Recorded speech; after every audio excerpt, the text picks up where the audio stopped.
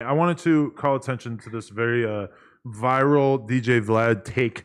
He told me this is the most viral thing that he's ever posted on Twitter in his whole life. He tweeted out, as an adult, playing video games for long periods of time is a form of depression.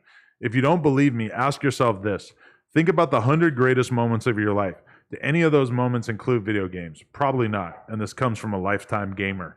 So, I mean, this was like way earlier today, and it had like 20,000 quote tweets and like fucking 50,000 likes and shit. Like, this was a very, very viral take. But see, you got to understand, you could put that with anything. Some people get depressed and they fucking eat. Some people get depressed, they watch fucking movies. Some people get depressed, they listen to music. And like, I ain't gonna lie, a lot of great moments and memories I have with certain individuals was playing certain video games. And this is my thing, is that video games can perform many things. Video games can definitely perform the task of basically like procrastination and depression. I've definitely been there where I was like so involved in some game and I was basically like using it to avoid answering fucking emails or really getting my business done with or taking an important step in my life. And instead I'm just like grinding to the next level in some fucking game for some reason. For sure, I've done that. And, you know, I was just talking to Destiny on stream and he's the same way, where he said that he's definitely like he's like a lifetime gamer, games on stream for a living, etc. now. And he went through a period of time where he like basically was like depressed as shit, just grinding video games, whatever. But then at the same time, I mean, think about like your collective experience playing Breath of the Wild, just for example, or I mean, any other game that's had a big impact on you. Not to mention, there's so many different games out there. Like even with me with Pokemon Go, definitely it has been a tool of me manifesting my depression at times in my life where I was just playing that shit. Yeah, but I mean, think about it. It's a fucking fun ass game, and I'm fucking walking. It is a different type of game because you can actually get physical exercise through it and stuff. But not to mention like the competitive aspect of playing video games is a big part of it. Like people who really like train to get good at something and they get that kind of pleasure out of it. I mean, me playing poker, aside from the fact that there, you know, if you get good at poker, you just win money. Yeah. I mean, how is it any different? It's basically like the same shit, except you're just playing a fucking card game. Bro, right? I remember like all my homies in the neighborhood, we had fucking Halo. And they would come to the house and we would all play Halo. You feel me? And team up and do that. Like, that was a fun moment. Right. And when I got into Fortnite, bro, I used to wake up 6 o'clock in the morning, bro, and I'll be talking to a couple of rappers that like I wasn't even the coolest with, but we're sitting there talking 30, 45 minutes at a session at a time, and we got real cool. Like, so, but if you abusing it for your depression, it's like, I'm just gonna play video games and to get over this, then yeah, that's a problem. Like, if you're somebody who hasn't accomplished anything in your life, you ain't got money, you ain't got a job, you ain't got a girlfriend, you ain't whatever, and you're chilling in mom's basement fucking grinding video games 10 hours a day, for sure there's an issue. Crazy. This is a bad use of your life. There's a lot of people who are in that situation. I've been damn near in that situation when I was younger. I remember sitting there in the basement playing Tony Hawk 2, just trying to get every fucking achievement in the game.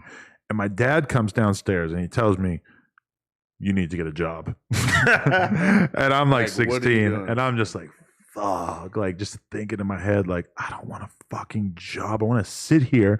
I want to play this fucking game for the rest of my fucking life. And my dad's out here forcing me to get a job. I had a job when I was like 12. I was fucking delivering newspapers and shit. This was the time that he back in 1978. Exactly. This is basically when he made me get a job, and I went and got a job at Sears, and then I got fired after 6 months for stealing money out the register.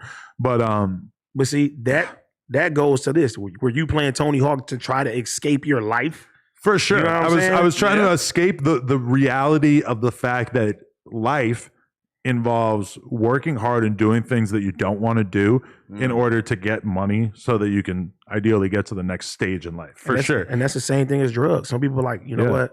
I want to get away from this world, and I want to feel this way. So let me take this to, you know what I'm saying, numb that shit. So, I mean, you could look at that shit with all types of stuff. It wouldn't have been any different if I was sitting in the basement just smoking weed and fucking watching movies or whatever. You know, me sitting there playing video games and weed go together very well. You could be a millionaire playing video games. Well, these days, Vlad did specify that basically he's not talking about people who stream or or who make content or whatever. But I mean, you know, a lot of people who stream and make content have like 3 viewers. And they're basically just like doing jack shit when they're on there as well. Yeah, but even like when you go on the plane, like nigga, I bring my Nintendo Switch on the plane. You got a long flight, nigga, that shit make the time go by. I be you wishing I had a fucking game to play when I'm on. But that's why I like games.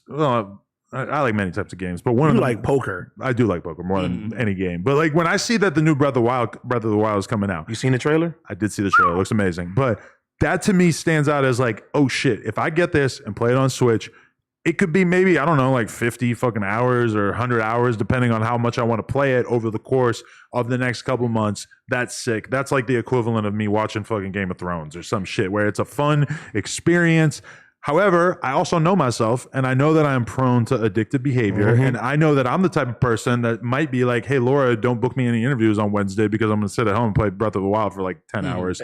And that is like the negative part about it is that some people like us have that kind of relationship with games. But I like that more, knowing that there's basically an endpoint at the end of the game, rather than story games. When you're playing, when I see people playing Fortnite, I mean, Call of Duty, every game is the same over and over and over. It's just basically you reenacting the same set of movements over and over. And I'm sure you're learning and it's a challenge and you're getting better at it and everything like that. But that's the kind of game that if I get into, my life could be over.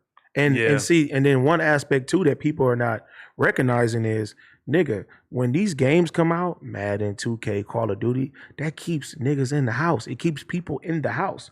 It's crime that possibly have stopped and people have, lives have been saved because they were in the house playing video games. Them same niggas that's out robbing people. Nigga, some niggas be like, hey, I'm about to play 2K. I'm about to play Madden. And that's, you know what I'm saying? Like, you staying in the house playing with video games may stop you from losing your life one day. But at the same time, if you're sitting in the house playing video games all fucking day, I mean, get a fucking job. You're not making any money. It's like the same as like sitting around watching TV all day to a lot of people and to a lot of extents. All right, people, we just hit 300,000 subscribers. You know we're trying to hit 400,000 subscribers. So that little red button, tap it, tap in. Appreciate y'all.